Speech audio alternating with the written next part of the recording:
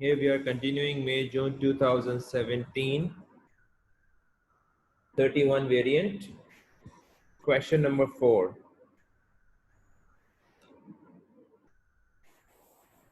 Here we have James has recently retired and received some cash and wish to invest in a company. There are two options, LM and AB PLC. The summarized information is given to us. Now they are asking to calculate ratios for both companies, LM and AB. So ratios निकालने हैं. EPS, earning upon number of ordinary shares,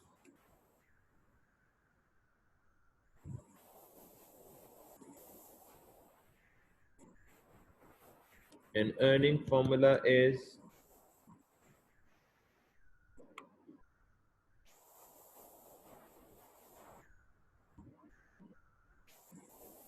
operating profit minus finance cost minus tax minus preference dividend. But we have profit figure given to us.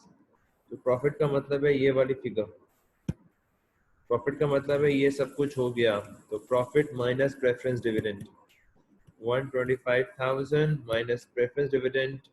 Dividend is 4% of 1 lakh. 4% of 100,000, which is 4,000. Earnings become 121 divided by number of shares. The nominal value is 0.5. Formula to calculate number of shares is share capital divided by par value of the share. Share capital 3 lakh and the par value is 0.5. 3 lakh and divided by 0.5, which is 600,000. This is how we have to calculate the ratio. 0.20 here.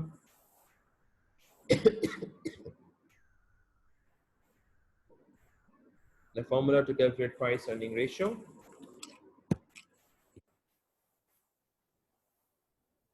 The formula to calculate price earning ratio.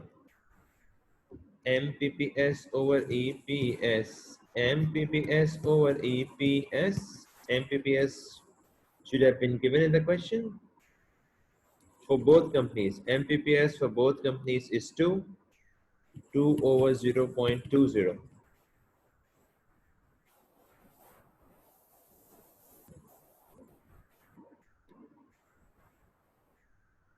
At 31st March 2015, that has been fallen 10% for LM. 10% कम हो गई है LM के लिए.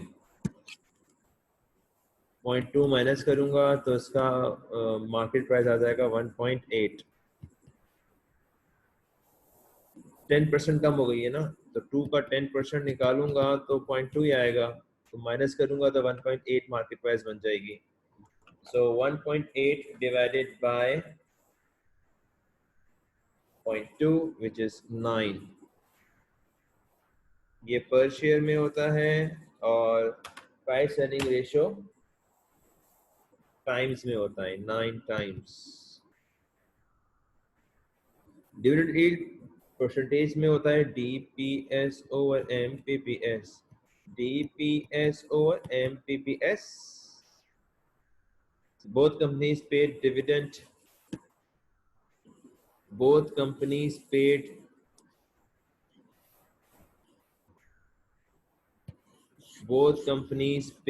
dividend 0.10. 0.10 over 1.8 into 100, ये percentage में निकलता है.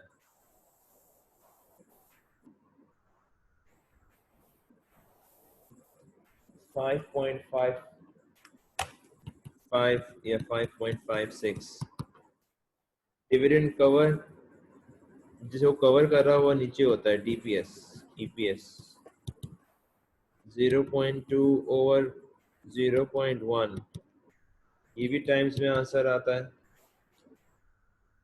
2.02 times.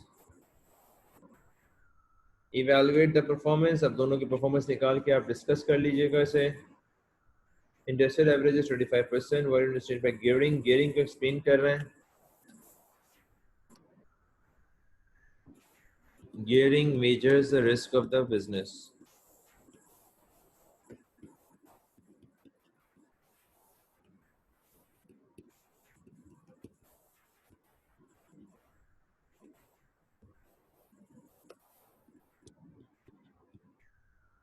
If gearing percentage is high, then business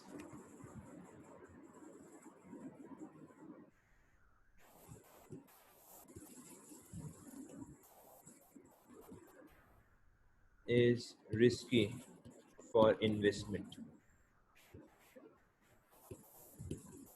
क्योंकि इस बिजनेस का हाई प्रपोर्शन लोन वगैरह डिबेंचर की सूरत में होगा और high proportion of amount profit का वो इंटरेस्ट पे करने में लगा हुआ होगा।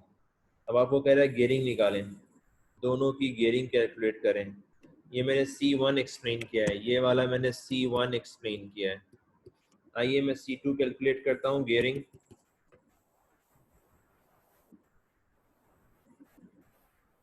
ऊपर निकाल लेते हैं गियरिंग, बच्चे बड़े कंफ्यूज होते हैं गियरिंग के अंदर।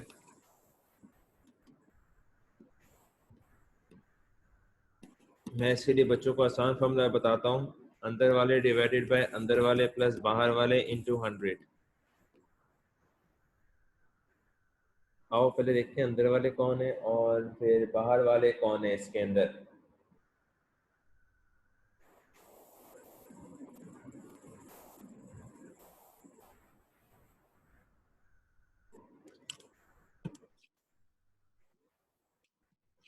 बाहर वाले डिवाइडेड बाय अंदर वाले प्लस बाहर वाले, तो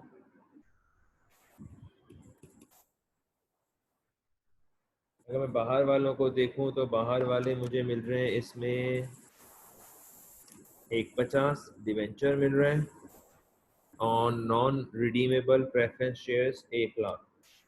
ये दोनों के दोनों बाहर वाले हैं, 1 लाख और 150। बाहर वाले just like the those who are having the fixed commitment, fixed return on investments, चाहे वो इंटरेस्ट की सूरत में हो चाहे वो डिविडेंड की सूरत में हो। और अगर मैं अंदर वाले की बात करूं तो अंदर वालों में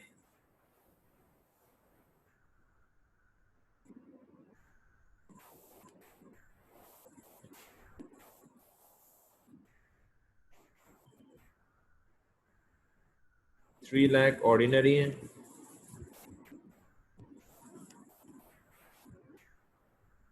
प्लस रिटेन अर्निंग की वर्किंग करनी पड़ेगी आपको। 50 पुराना बैलेंस है, 125 अभी का,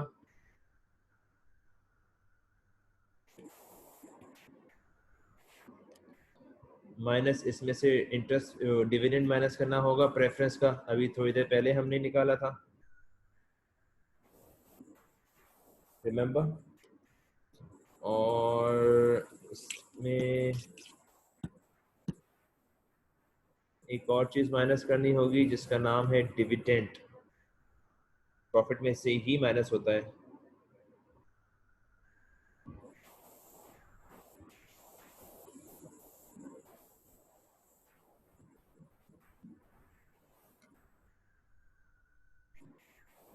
डिविडेंड कितना है बेटा?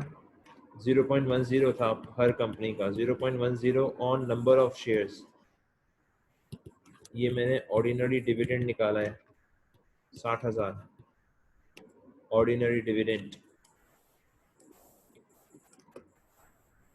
This is how you calculate the अंदर वाले। कैलकुलेटर चलाइए, अंदर वाले की वैल्यू निकालें।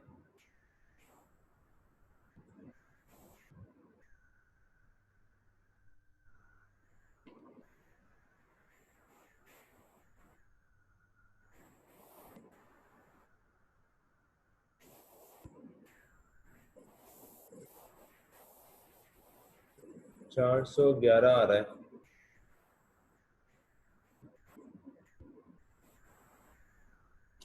चार सौ ग्यारह। आइए फॉर्मूला कैलकुलेट कर लेते हैं। बाहर वाले 2,50,000, अंदर प्लस बाहर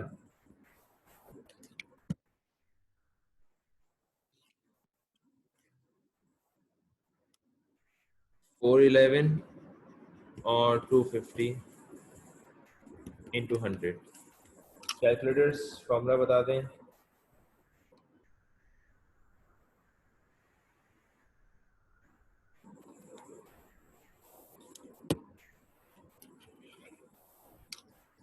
to fifty divided by 661 into 100, 37.82। ये मैंने पहली वाली कंपनी का निकाला है, सिर्फ अभी LM का। इसी तरह AB का भी कैलकुलेट करेंगे।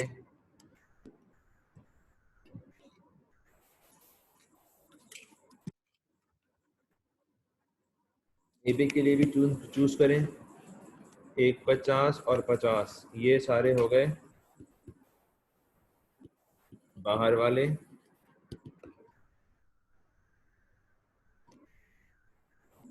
और अंदर वालों के लिए वही 5, 125, 175, 5, 125,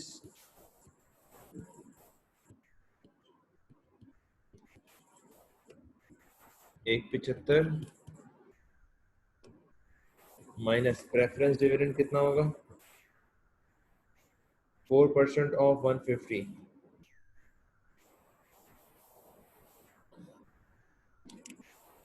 प्रेफरेंस डिविडेंड 4% ऑफ 150। 150 इनके वो है प्रेफरेंस डिविडेंड, प्रेफरेंस शेयर्स हैं। चेक कर लें दोबारा। 150 इनके प्रेफरेंस डिविडेंड हैं, प्रेफरेंस शेयर्स हैं। तो मैं 150 के ऊपर लगाऊंगा 4% टू कैलकुलेट द डिविडेंड,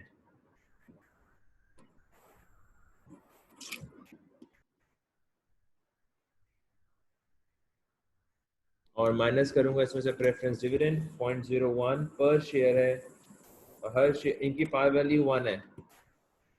तो ऑर्डिनरी डिविडेंड दूसरे वाले का होगा 0.10 into 5 lakh. Number of share भी इसके 5 लाख ही होंगे क्योंकि पार वैल्यू भी 1 है।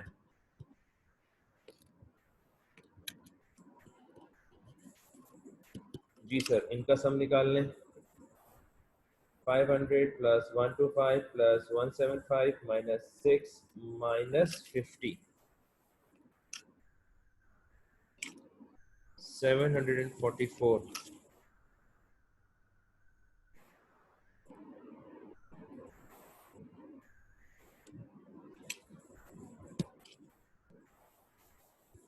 So 200 divided by 744 plus 200 into 100। Calculators answer निकालें।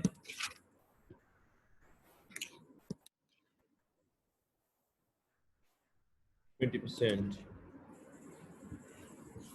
ये हमने रिक्वायरमेंट C2 सॉल्व की है। बहुत बड़ा काम करवाया और मार्क्स बहुत ही कम दिए हैं इसमें।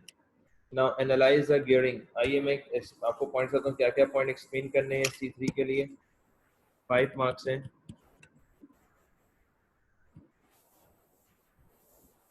LM PLC हैज, पहले तो ये बताइएगा, 2% which is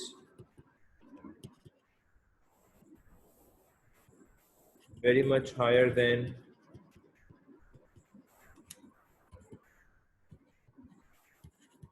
AB PLC which has only 20% gearing. It shows LM is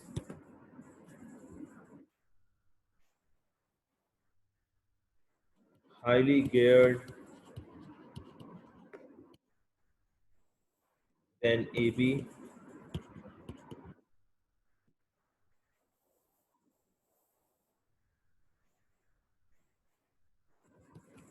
It shows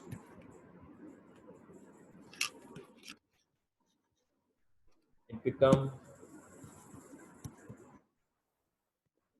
it becomes risky to make investment. इस तरह आप आंसर अपना बनाओगे. In LMPLC, James should consider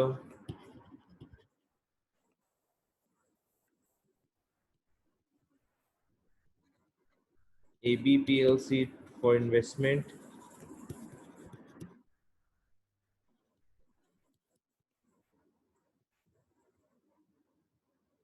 Simultaneously less amount.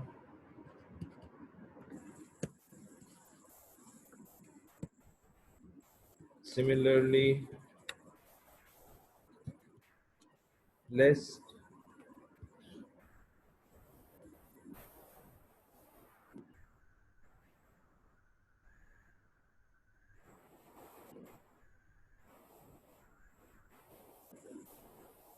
आप इसमें निकाल के भी दे सकते हो कि वो कितना पे कर रहा है.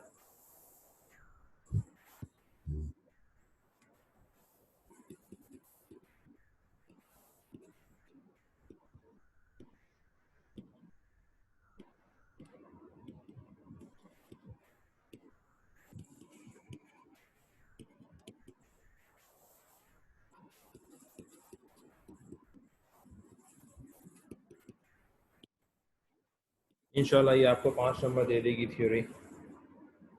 अब एडवाइस भी आप दे देंगे साथ साथ. आप इसी चीज़ की एडवाइस बनाकर नेक्स्ट पार्ट सॉल्व कर दीजिएगा. आइए नेक्स्ट क्वेश्चन की तरफ जाते हैं. Question number 5. EFPLC manufactures a single product, no inventories. अब ये कॉस्टिंग पार्ट होता है, आप सबको पता होना चाहिए. कॉस्टिंग का पार्ट होता है ये.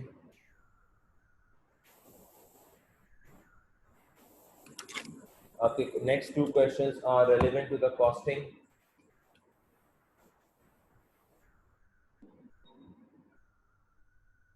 फ्लेक्स बजट क्यों बनाया जाता है?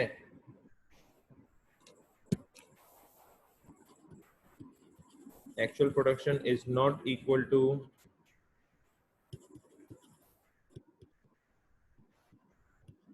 Budgeted production. ज़ाहिर है जो बजट में आपने किया होगा वही थोड़ी आप प्रोड्यूस करोगे.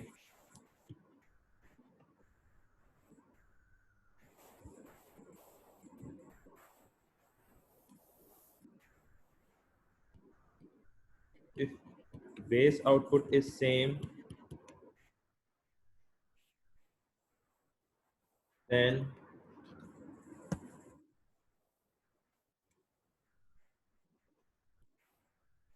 realistic comparison can be made. Is possible लिखते हैं.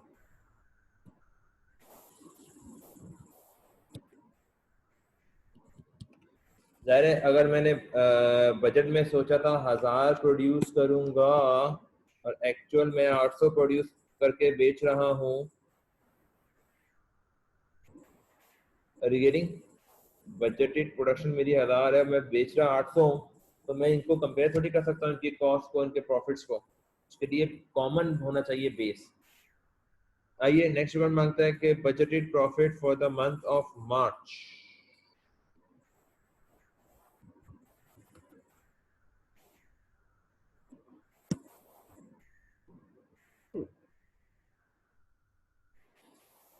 आइए रिक्वायरमेंट बी यहाँ पे सॉल्व करते हैं. सेल्स माइनस कॉस्ट कर देंगे. कॉस्ट कौन कौन सी है हमारे पास? Direct material, direct labour, variable overhead and fixed overhead. बच्चे शॉर्ट फॉर्म्स यूज नहीं करते, एग्जाम में अलाउड नहीं है. 150 इंटू बजटेड मांगी है उसने, एक्चुअल नहीं मांगी. तो बजटेड आउटपुट आपका कितना है? 1000. उसने आपने बजटेड प्रॉफिट मांगा है, 1,50,000 हो जाएगा। Same as 4 into 6 into 1,000, 6 into 10 into 1,000, 2 into 6 into 1,000, 14 into 1,000। इस पूरे को सॉल्व करके आप अपना प्रॉफिट निकाल सकते हैं।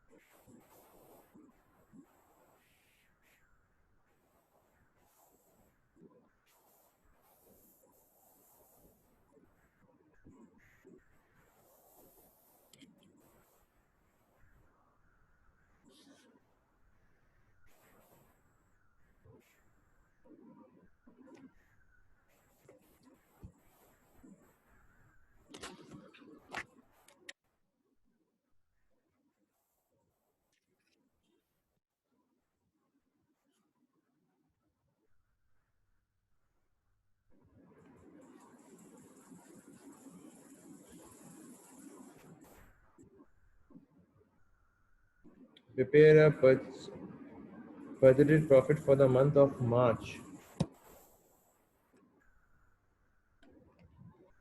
इसका मतलब ये बात कर रहा है हमसे फ्लेक्स्ड बजट मांग रहा है।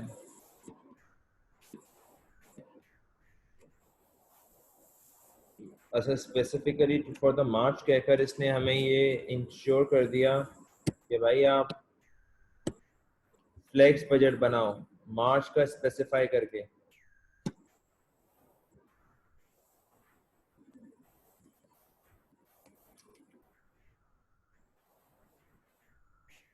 एक 150 इंटू 800,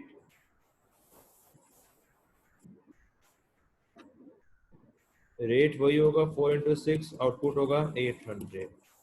रेट वही होगा 6 इंटू 10, आउटपुट होगा 800। रेट वही होगा 2 into 6 into 800।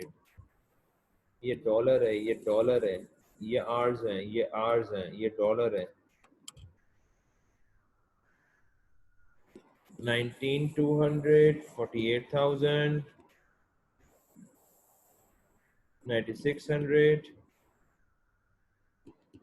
14,000। Fix cost is a cost which does not change. भले मैं 1000 बनाऊं या 800 बनाऊं तो इसको तो 14,000 ही रहना है, चाहे मैं 800 के लिए काम करूं चाहे मैं 1000 के लिए काम करूं। प्रॉफिट निकालने माइनस करके 6 नंबर मांगे इसे फ्लेक्स बजट बनाने के।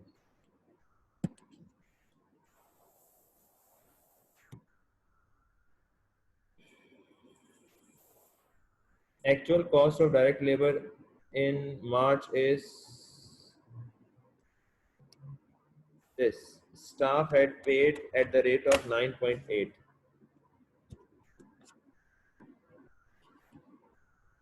Actual rate 9.8 दे दिया। एक्चुअल आवर्स निकालने के लिए actual cost divided by actual rate कर दूंगा।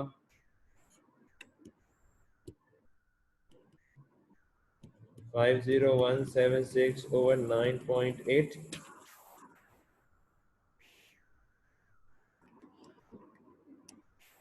5120 hours। Labour rate variance, labour efficiency variance, total labour variance तो इंशाल्लाह निकाल लेंगे आप लोग ये। SHSR भी ऊपर से लिख के निकाल देता हूँ। SHSR, SR तो गिवन है $10 पर आवर। SH निकालने के लिए 1 मिनट बनाने में 6 घंटे लगते हैं, तो एक्चुअल 800 बनाने में कितने घंटे लगने चाहिए थे? 4800 आवर्स लगने चाहिए थे और एक्चुअल लगे हैं 5120। तो ये इंशाल्लाह ताला आप सॉल्व कर लीजिएगा। आपको दिया ये question,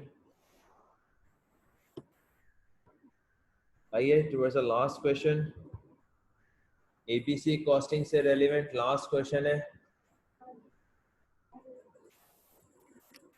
Ahmad manufactures two products, तो एबीसी कॉस्टिंग से रेलिवेंट क्वेश्चन है।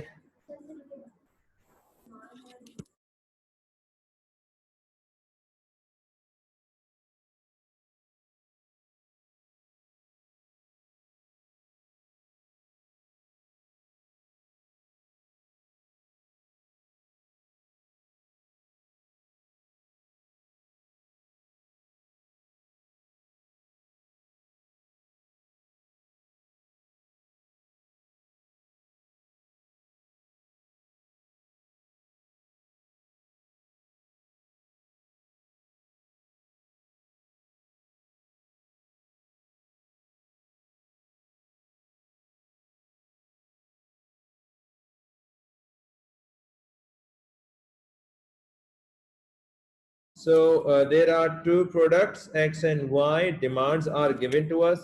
क्या क्या given है जरा mark कर लो। Demand given है, total factory overhead cost given है, full cost per unit चाहिए according to A, B, C। आपको पता है cost तो तीन ही होती है, M, L, O। M और L डायरेक्ट कॉस्ट तो हमें गिवन है 100। मसला क्या है? मसला सिर्फ और सिर्फ इसमें किसका होगा? ओ का होगा, ओवरहेड्स का मसला होगा। ओवरहेड के लिए आपको पता है मैं पूरा चार्ट बनवाता हूँ, पहले चार्ट बनाकर फिर सॉल्व करता हूँ। आइए मेरे साथ, तो मैं पहले आप लोगों को चार्ट के थ्रू बनवाकर आवर्स करवा दूं। भाई दो ही कॉस्ट होती हैं, आप ऐसा समझ लो, डायरेक्ट कॉस्ट होती है और इनडायरेक्ट कॉस्ट होती है। तो डायरेक्ट कॉस्ट तो इन्होंने दी हुई है, डायरेक्ट कॉस्ट में इन्होंने सब शामिल कर दिया होगा, डायरेक्ट मटेरियल भी ले लिया, डायरेक्ट लेबर भी ले लिया। इशू जो है वो डायरेक्ट इशू जो है वो ओवरहेड्स का है। ओवरहेड्स को इनडायरेक्ट कॉस्ट कहते हैं, इनको आपने काम में लेके आना है। आइए तो पहले मैं इस्टेब्लिश करता हूँ कॉस्ट पूल, और फिर मैं जाता हूँ ड्राइवर्स की तरफ। नंबर ऑफ ड्राइवर्स के बाद मैं OAR निकालता हूँ। आइए तो मैं शॉर्ट फॉर्म लिखूंगा, time is short, machine maintenance cost 264,000, ordering cost 54,000, production run cost 24,000। अब इसके ड्राइवर चूज कीजिए, ड्राइवर क्या होंगे?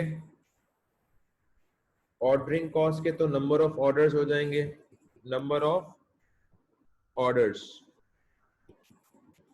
इनका टोटल चाहिए होता है नंबर ऑफ ऑर्डर्स का। 20 और 60 टोटल बनते हैं 80, 20 और 8 टोटल बनते हैं 80।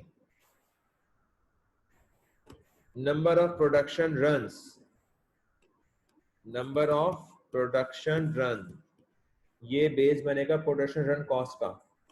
तो ये 12 एंड 36 48 बनते हैं। मशीन मेंटेनेंस कॉस्ट के लिए मैं ले लूंगा मशीन आवर्स, बेस्ट बेस्ड इनके लिए मशीन आवर्स ही हैं। तो ये आपको रिलेट करना थोड़ा सा आना चाहिए। और मशीन आवर्स कैसे निकालूंगा सर? 2.5 मशीन आवर्स हैं पर यूनिट, तो नंबर ऑफ यूनिट्स कितने हैं? 10,000। आइए छोटी सी वर्किंग कर लूँ मशीन आवर्स के लिए, कहाँ करें? यहाँ कर लेते हैं, मशीन आवर्स की वर्किंग कर लेते हैं एक्स और वाई के लिए। 2.5 इंटू 1000,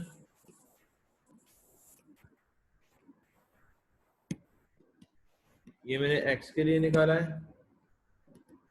आइए वाई के लिए निकाल लूँ, 0.5 इंटू 14,000,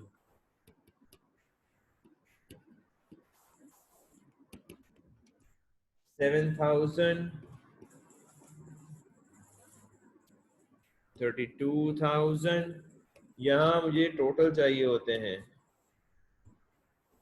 अब मैं क्या करूंगा,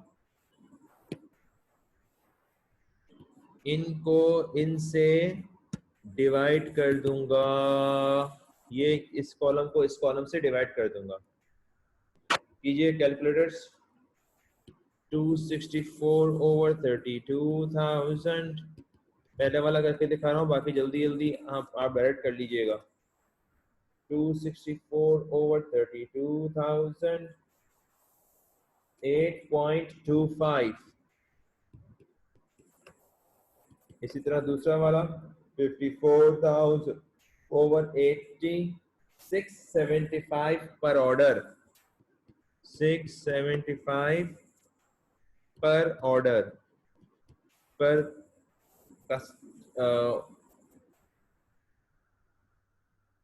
और थर्ड वाला 24,000 ओवर 48, 500 पर सेटअप, 500 पर सेटअप। प्रोडक्शन सेटअप था ना ये, तो पर प्रोडक्शन सेटअप इसका आंसर आएगा। फिर ओवरहेड को हम एलोकेट कैसे करते हैं, एक्स और वाई के अंदर।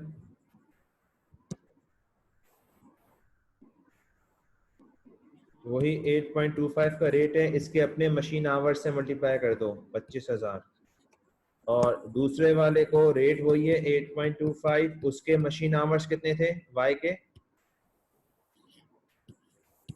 7,000। इसी तरह दूसरा वाला रेट है 675 पर ऑर्डर, तो पहले वाले के ऑर्डर थे 20, दूसरे वाले के 60। पहले वाले को 20 से मल्टीप्लाई कर दो, दूसरे वाले को 60 से मल्टीप्लाई कर दो। इसी तरह 500 पर सेटअप, 500 से पहले वाले को 12, दूसरे वाले को 36। इसके सेटअप हैं 12 और उसके सेटअप हैं 36।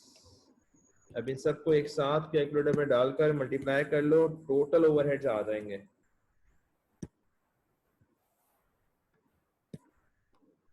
जल्दी जल्दी कैलकुलेटर मारिए। पहले वाले का आ रहा है 225 750,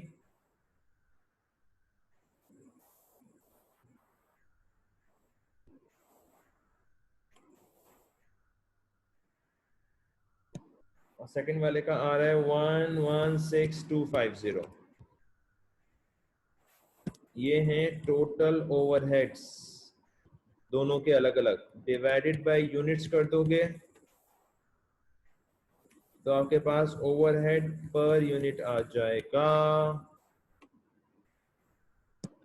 यानी इसके नंबर ऑफ यूनिट्स हैं 1000, 10,000, और इसके नंबर ऑफ यूनिट्स हैं आपके पास, देख लीजिए नंबर ऑफ यूनिट्स 10,000 और 14,000।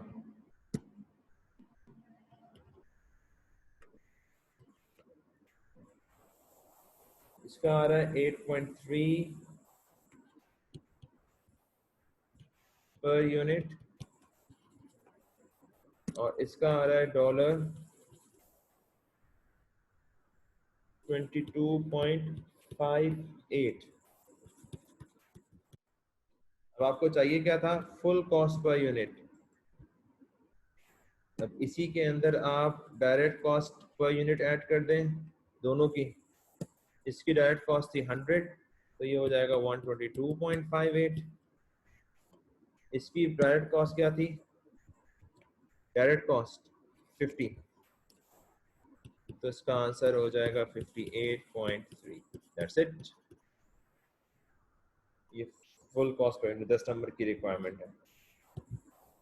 अगर उसके बाद वो नॉर्मल अपनी एब्जॉर्प्शन कॉस्टिंग पूछ रहा है, अगर लेबर आवर्स बेस ले लें तो ओवरहेड हर प्रोडक्ट का क्या होगा, थोड़ा सा इवैल्यूएशन है, यूज ऑफ एबीसी कॉस्टिंग।